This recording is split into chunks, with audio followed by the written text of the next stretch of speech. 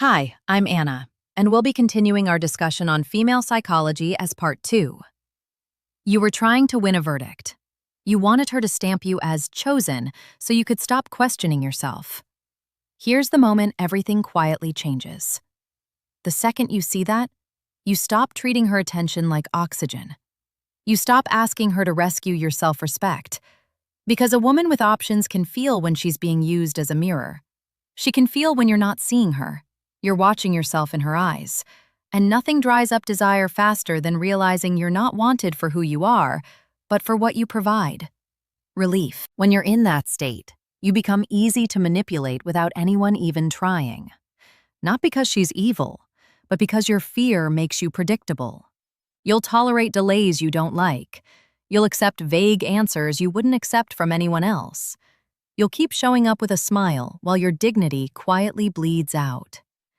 And the worst part is you'll call it patience, because the truth would force you to act. Reason 3.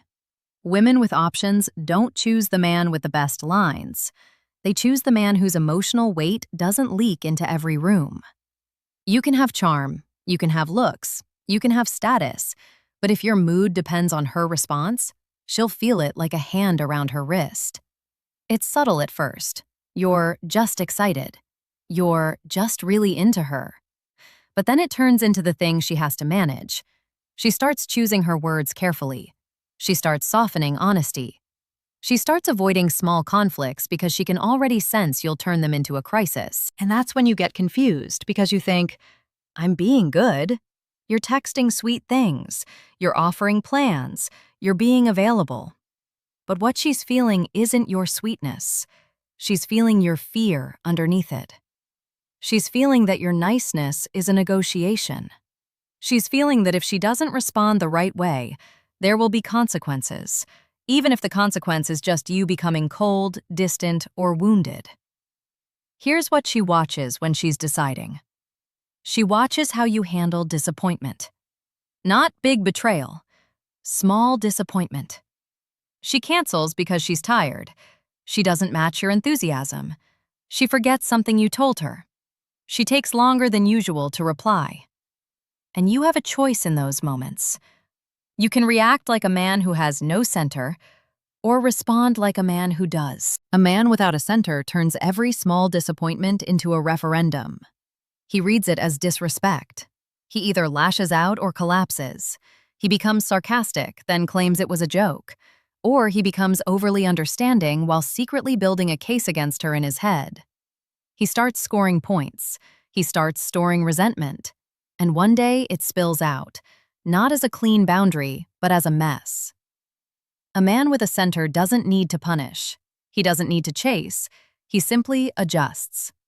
If she cancels and offers nothing, he doesn't scramble. He doesn't beg to reschedule. He says, calmly, no worries, and he means it. Then he goes back to his life. And if it becomes a pattern, he addresses it once, plainly, without emotion. If nothing changes, he leaves.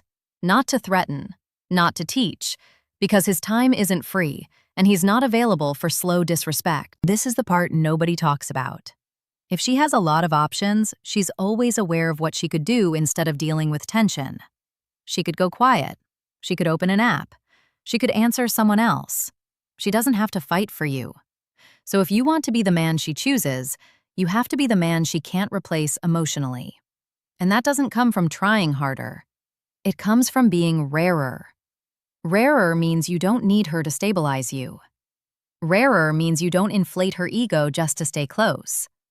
Rarer means you can sit in silence without turning it into a story. Most men can't. Most men fill every gap with noise because quiet makes them feel powerless. They over-explain, over-text, over-perform.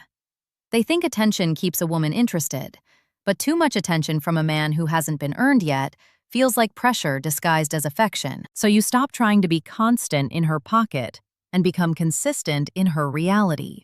You plan a date, you show up, you're present. You don't spend the week warming up the conversation like you're afraid she'll forget you. You let absence do what it naturally does when it's not weaponized. It creates space. And space lets her feel her own desire instead of being flooded by yours. Because the truth is, desire isn't created by being available. Desire is created by contrast. She has to feel what it's like when you're not there. Not in a petty way, in a natural way. The way it happens when you have a life that doesn't pause for attention. When you're not online performing devotion. When your silence isn't a tantrum, it's just you living. Here's the trap men fall into with options. They start competing with ghosts. They imagine every man in her DMs as a threat. They treat her like she's one step away from leaving, and that anxiety turns them into exactly the kind of man a woman with options avoids.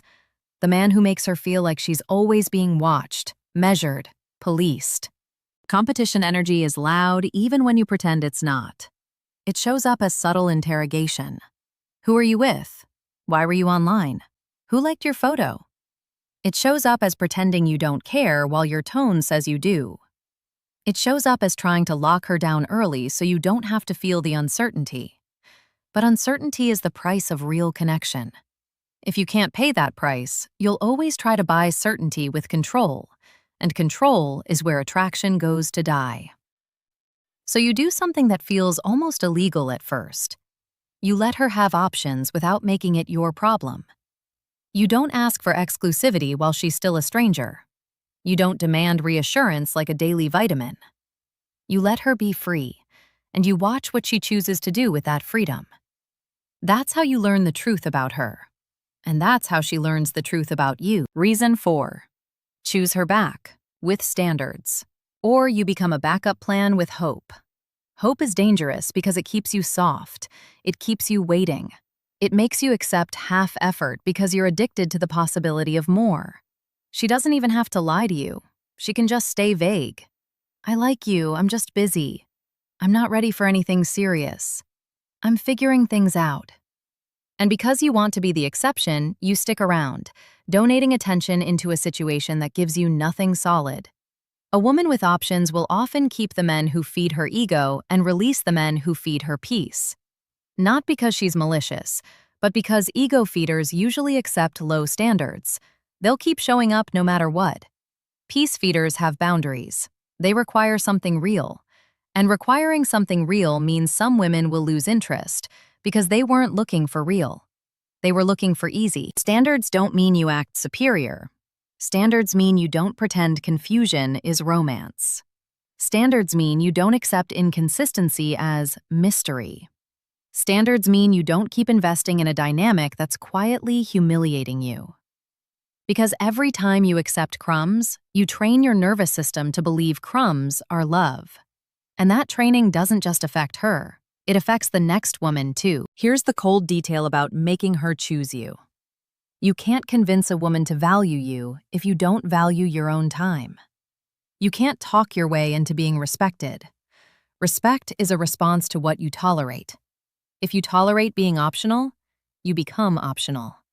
If you tolerate being last minute, you become last minute. If you tolerate being kept at arm's length while you act like a boyfriend, you become the man she uses to feel wanted while she stays free to pursue what she actually wants. And when you finally confront her, she'll look confused. Not because she didn't know, because she assumed you agreed. Your behavior told her you agreed. You were available, eager, forgiving, patient. You kept giving, so she kept taking. Then you call it unfair. But the unfair part started when you abandoned yourself to keep access, so you correct it quietly. You stop overgiving. You stop offering boyfriend energy to someone who hasn't earned boyfriend access. You stop being the man who's always there to soothe her boredom. You become a man who shows up when there's intention, not when there's convenience. And if she pulls away because she can't keep you half-fed, that tells you exactly what you were to her. Now, let's talk about chemistry because men get blinded by it. Chemistry can make you ignore the red flags you'd see clearly in daylight. The late replies, the vague plans, the inconsistent warmth, the way she's affectionate when it benefits her and distant when it doesn't. Chemistry makes you romanticize the inconsistency as passion. It's not always passion. Sometimes it's just imbalance. And imbalance feels intense because your body is always trying to restore equilibrium. Chemistry grows with shared values, but values reveal themselves in the boring moments. The moment you're tired, the moment you're stressed, the moment you disagree, the moment she has to take responsibility, the moment you say no. If you only see her in the flirty, curated lane, you don't know her. And if she only sees you in the trying to impress lane, she doesn't know you either. That's why presence matters. It forces reality to appear. Here's the moment you stop being replaceable. When you stop needing her to confirm you. When you stop adjusting your personality to match what you think she wants. When you stop treating her as a prize and start treating her as a person you're evaluating. This isn't arrogance. This is adult.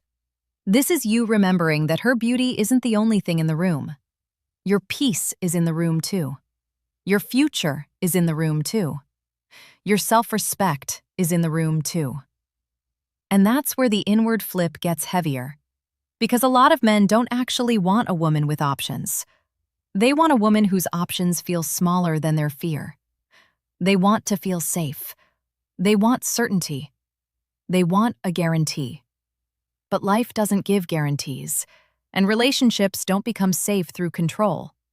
They become safe through two people choosing each other freely, again and again, without needing to be trapped. So the real question becomes, can you handle being chosen without being addicted to it? Can you handle a woman liking you without turning it into your whole identity?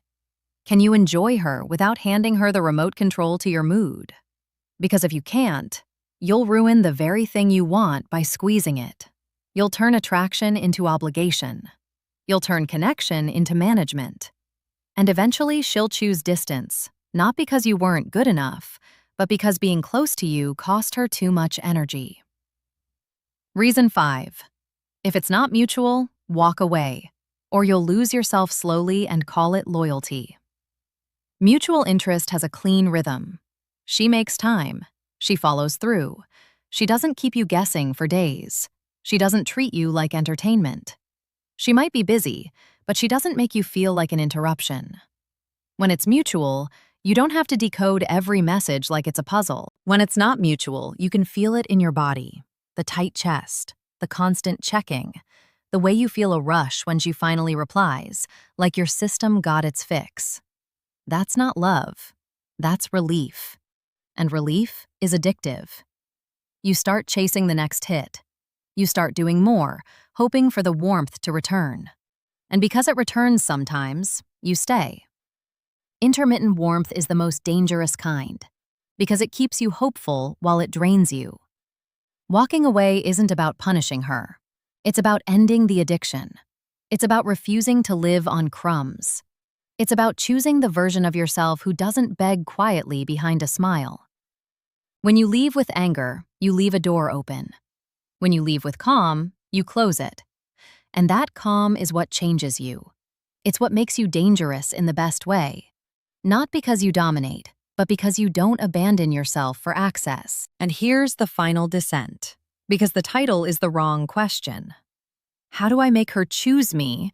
Sounds like power, but it's actually fear. The real power is this. You become the kind of man who doesn't need to be chosen to feel whole. And ironically, that's the man women choose when they have options. Not because he plays games, but because his presence doesn't come with a hidden debt. So the next time you feel that urge to chase, stop and notice what you're really doing. You're not trying to connect. You're trying to control how you feel. You're trying to silence a fear. And the fear is simple, that without her attention, you're not enough. That's the lie you've been living under. That's the lie that makes you perform, beg, over-explain, over-give, and then act shocked when your value drops. A woman with options isn't the enemy. She's just a mirror that exposes which men are stable and which men are starving. When you're starving, you'll accept anything that looks like food. When you're stable, you can choose. And when you can choose, you stop trying to win her. You simply invite her into your world and watch whether she treats it with respect. If this made you see something you were avoiding, you already know what to do. For more videos like this, please subscribe. Thank you for watching.